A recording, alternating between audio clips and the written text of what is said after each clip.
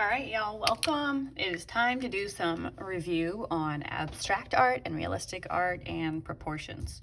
So what I'm going to do is make a split-faced look by drawing a line on the center of my paper. We're going to discuss realism here and abstraction here. So I'm going to label that, as I just mentioned.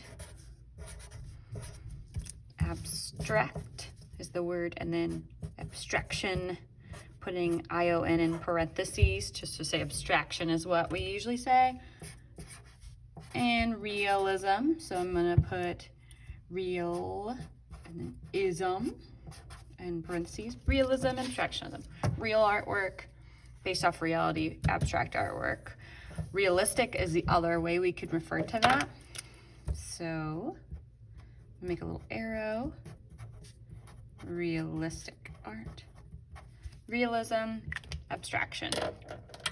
We obviously understand some extent of what this means.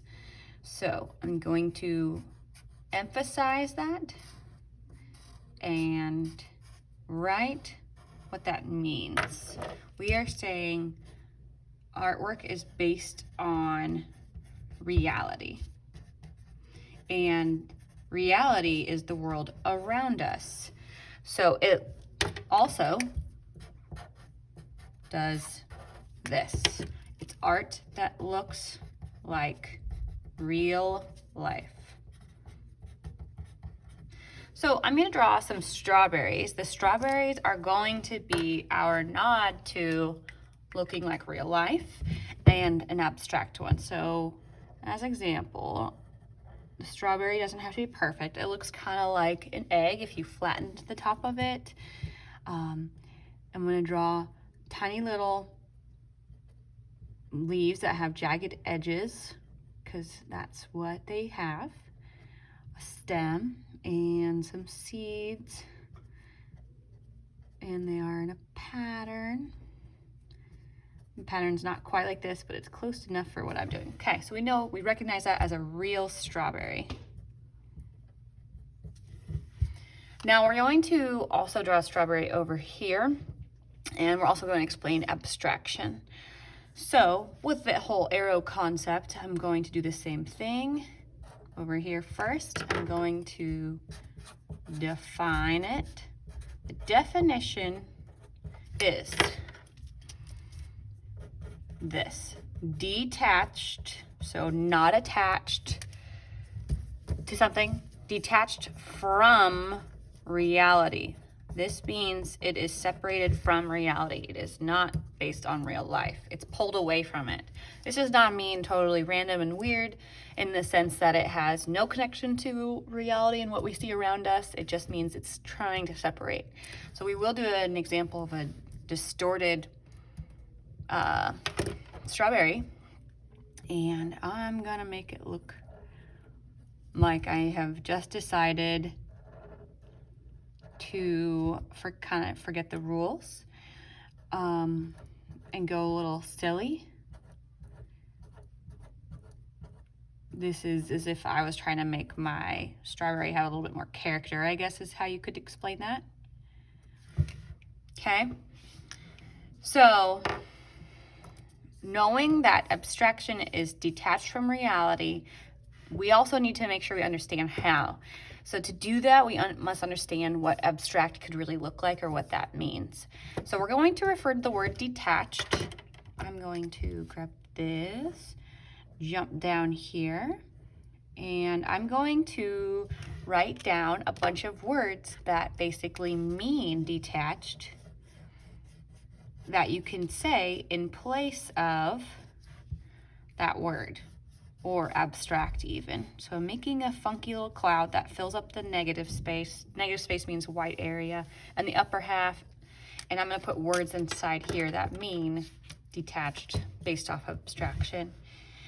So we have distort, which is the one we've been using. Distort, that means to change something.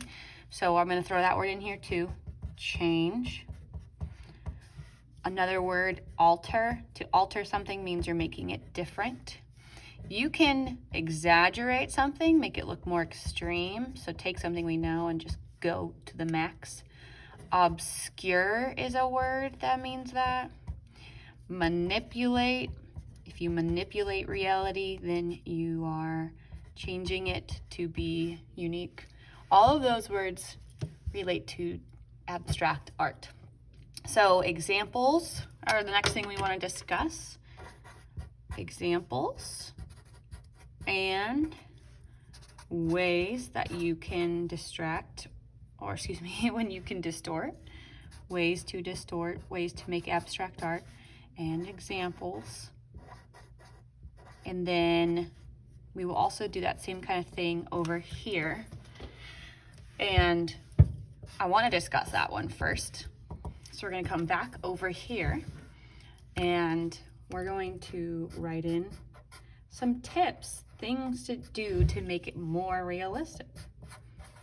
Tips.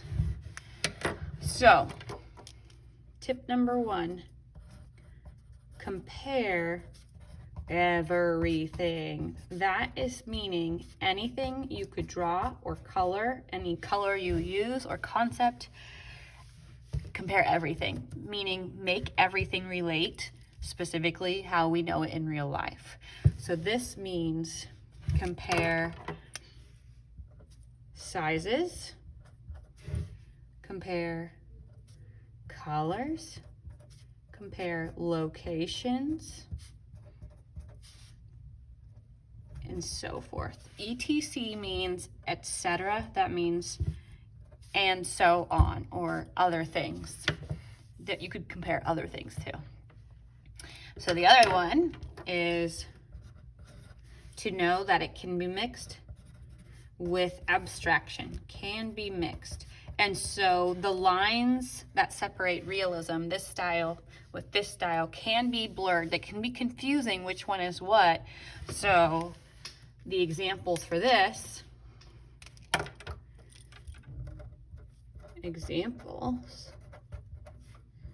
would be fantasy or sci-fi or pop art, comic books. That has a note of abstraction to it sometimes, and so for that reason we want to be aware of it, because it can be confusing. You could be like, well, that's abstract art because it changes this, and that's true. It might be more based off of reality though, and so it might be more realism than anything else. So back over here, now that we understand what we should be aware of, relate everything, make it look like reality. The examples that we have are going to be anime, anything that, again, has slightly been manipulated from reality. So if it's just color changes as an example, but any cartoon you have watched probably is, or most cartoons have some form of abstraction to it or distortion, not just in proportions. Remember, this can be in anything. So we'll come back to this, but back over here in ways, that's what I want to just discuss. I said how you could change colors. So basically anything we have here, we can kind of basically put here too. So mess with the colors, make them unique. Mess with the location of objects or things, whether it's on a person or a character or in the space that they're in. Change the shapes of stuff. Change the sizes of things. Add stuff. Surprises. Surprise additions mean some whimsy, some uniqueness that you can't get from reality. And then back over here, the last thing you can do, which I had it here, I ran out of space. It can almost look not real or based off of anything. So I'm going to draw a picture here between these two. And we're going to distort a landscape so much it almost doesn't look like real life. So another example is art that looks like it's non-objective art. And you haven't learned non-objective art, So we're gonna hold off on that, but I just wrote the words like, non, OBJ for objective. And we'll do a little arrow to it. Guide our eyes to this spot. And now I'm gonna draw a landscape that you almost can't tell is a landscape, okay? So I'm gonna do a sun that has a swirly sky detail in the sun itself. I'm going to intentionally make a roller coaster ride of a hill behind it, where I'm gonna make some squiggles, and I'm gonna make it go behind the sun. I'm gonna do what looks like a trail of water across the bottom path, and I'm gonna make the lines follow that wave that I made from the original water itself. I'm gonna draw some zigzags in the land around the water, and then I'm gonna do some swirlies in it, just loopy swirls going back and forth. I'm gonna do this to all of them, so any spot that has an opening will now have the swirls. And then for the sky above, I'm gonna do angled diagonal lines. And it almost looks like I did non-objective art. And non-objective art means it's not anything connected to reality. It's so pulled apart, it's based off of nothing. And this artwork almost looks like that. That's what we've seen a lot of modern art in hotels as an example, or even at stores. It just looks like colors and squiggles. And that's the idea. You can change reality so much that it looks like nothing. So just to be clear, realism absolutely has to look like real life, but it can be pushed barely, and it could start to look like abstract art that has distorted proportions or exaggerated features or changed colors or a manipulated location. And when you do that, if you go to the extreme, it can look like this. But any change you make to art means it's abstract art. Any change from reality means it's abstract art. Once you have this, you are going to show me your notes, and you're going to then get checked off to say that I've seen them. And if I have questions for you or you have questions for me, then we can address them then. Thank you.